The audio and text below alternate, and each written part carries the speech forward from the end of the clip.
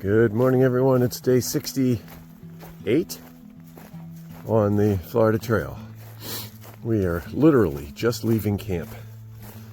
I don't usually start the video quite this early, especially when it's this cold and I need to warm up my hands, but I just wanted to show you our water source for last night. This water going through this area, here it is. This is Forgotten Creek. The water going through this area has been very clear, very clean. It looks great, tastes great. The water that we've been passing all along all yesterday looked like this. This is ideal. So wanted to show you that. Not sure what the temperature is, but it's pretty cold this morning. Yeah, I was gonna say it's gotta be in the 40s somewhere. Yeah, it's mid 40s. So, but it was a good night. It was a quiet night. Kind of surprised where we are here. There's really hasn't been any noises. All we heard were some Chuck Will widows. I can't remember quite what the name is. Related to a whippoorwill. That's about all we heard last night. We have about 18 and a half miles to do today. Should all be trail once again, which is really nice. Right now, it'd be nice if we had a little sun to warm us up, but it's coming. We'll get there soon enough, and then we'll be looking for the shade. So I'm not sure what the temperature is going to be today, but should be a little warmer than yesterday. Probably, I would guess somewhere mid to upper 70s. So we've been pretty fortunate with our weather overall. Hope you're having a great day, and we will catch up with you shortly.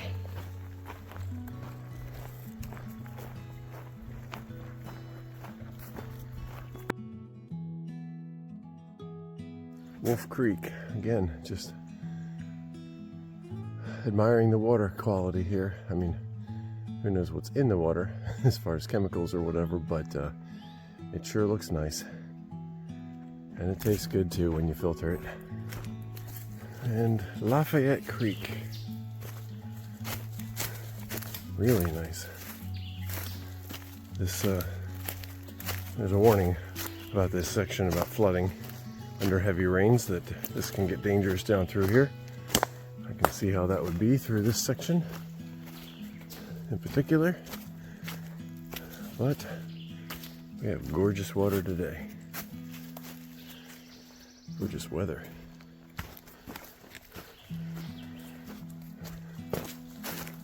Very nice and beautiful.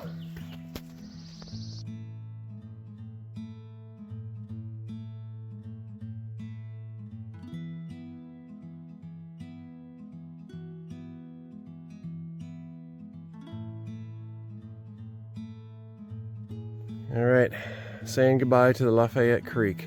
Pretty. Yeah, very pretty. And we're gonna come up here and kind of around the corner. It won't be very long, I don't think.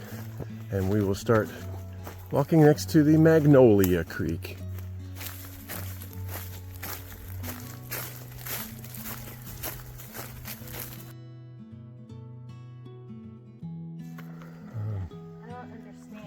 Yeah, we're gonna have to take packs off to get through this.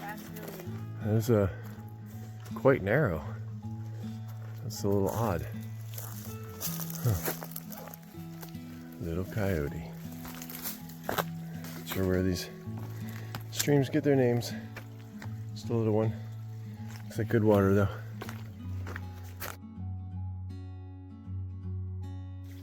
Missing Creek. Huh? Kind of like Forgotten Creek last night.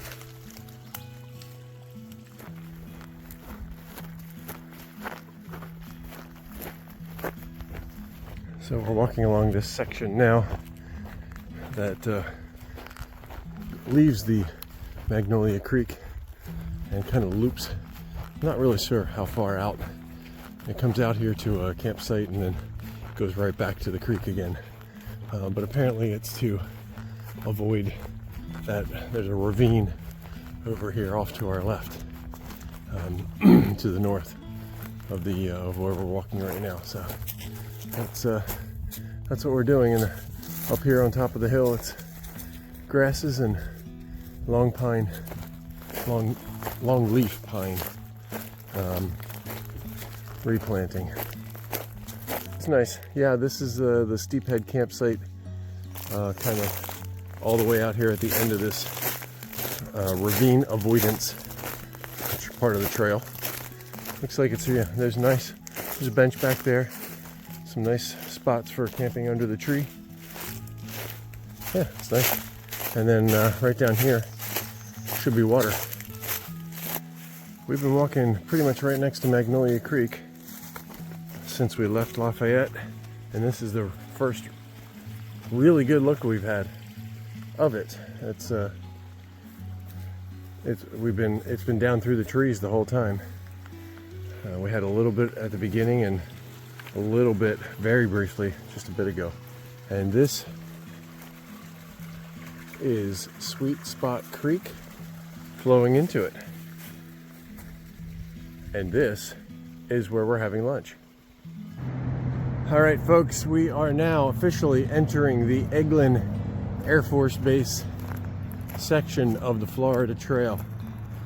So it goes right back there. We're just going to parallel the highway here for a bit.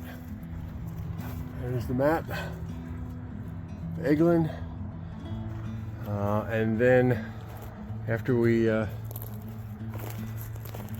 do that, then we're gonna get back into the woods. So here we go. You have to have a permit to do this section. Permit is good for 7 days,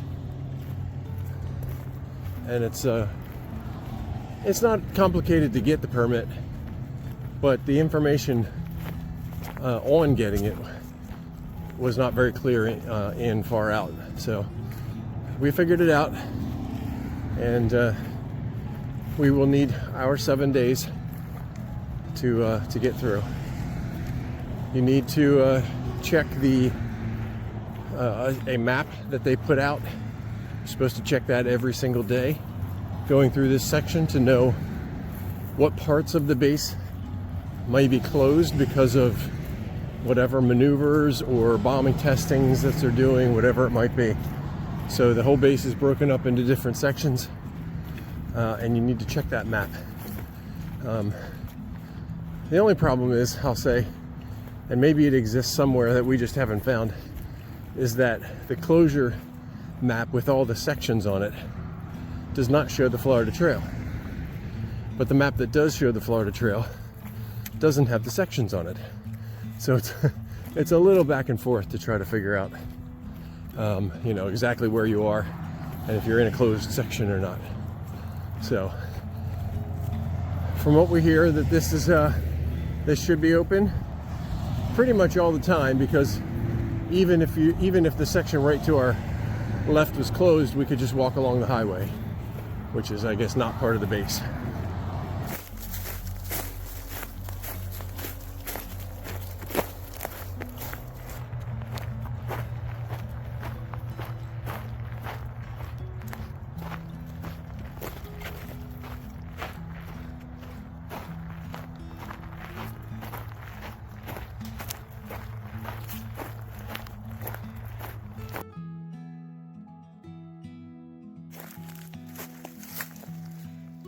This is a fun crossing over Blount Creek.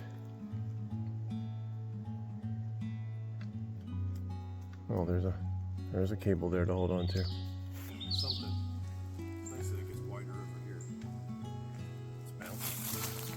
This is called Old Portland Road here on the sign. In far out, it says, at least that it appears to be a fault line. Not really sure. I guess maybe there was a road up there at one point. But got a ladder to go up. But I guess we're not using the ladder. I didn't. I see that. Okay. I might use it just because it's here. experience it all. Uh-huh.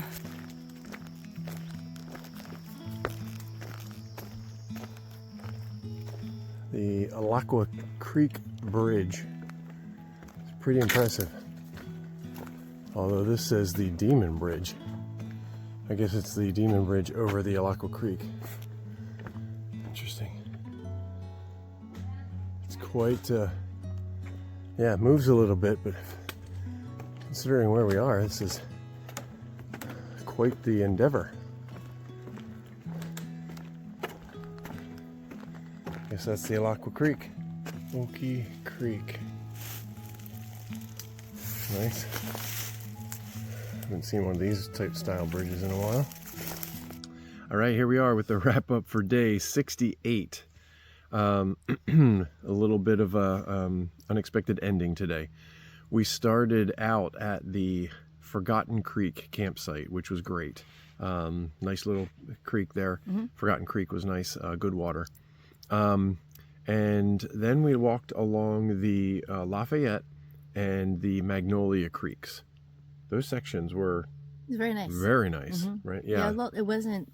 It potentially could be soggy. They were floodplain area. It could be very wet. Yeah, but it was dry. Yeah, a little mucky at times, but nothing problematic. Not for us. Yeah, I mean, there are warnings that if the water level is at a certain height, then you should not go through. It's dangerous because and I can see why. I mean, the water of the creek was not too far off of the trail, you know, maybe a foot or something like that down below the trail. So, yeah, and it definitely could get completely flooded through there. So we had a good day. Thankfully, it was a beautiful section. Yeah, it was really nice, actually. Yeah, really enjoyed that Appreciated section. Trail. Yeah, and there were some nice big magnolia trees and stuff next to Magnolia Creek. We went around that big ravine, which you could kind of see. So yeah, it was an interesting morning. And then we stopped for lunch just before we crossed into the Eglin Air Force Base, right? That's where we were, across the street. Yeah. And so Eglin is a little confusing to figure out, you know, the permit that you need and what the closures are and things like that.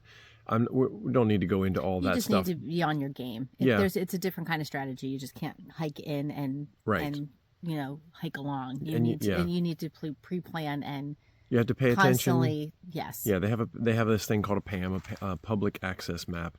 So you have to pay attention to that. They put that out every day at particular times. So you just have to look at that. So anyway, we crossed over the highway and we're going into Eglin. However, what we started to do right away was walk along the road essentially. But there are 2 miles through the woods which is really nice trail. So while we at first, I mean, we walked, I don't know, maybe 100 yards or something like that. And they're like, wait a minute, we should be over there in the woods. So we just kind of cut across and went in. And it was really nice trail through there. It was shaded. Yeah, it was shaded. Yeah, definitely. Cooler. Yeah, so it was nice back through there. Eventually, that trail does bring you back out to the road. So you have another 2 miles next to the road. The highway. The highway. We were able to kind of go back and forth. Some places you have to go next to the highway. Some places we could go along the power lines. Some places we could get along the fence line where there was some shade from the trees. So, we just kind of made it up as we went along, whatever we needed to do, work through there. So we got to those 2 miles, through those 4 miles along the fence line, essentially, of Eglin and Route 131 or 331 or something like that. Anyway, then we turned into Eglin itself. And when we were doing that, we looked at the PAM. We should have done that earlier. But we looked at the PAM and we were clear for today. And this is kind of what's confusing, is there's sections right there where you're going into Eglin they're red, meaning that you're not supposed to go in it. However, we were told that when we called to get our permit, they said, "Yep, even though it's red, you're on the border." Yeah, you're on the edge of the what am I trying to say? The base. So you're okay, even though it's red. However, tomorrow, the next section north, which is now just behind us, was red.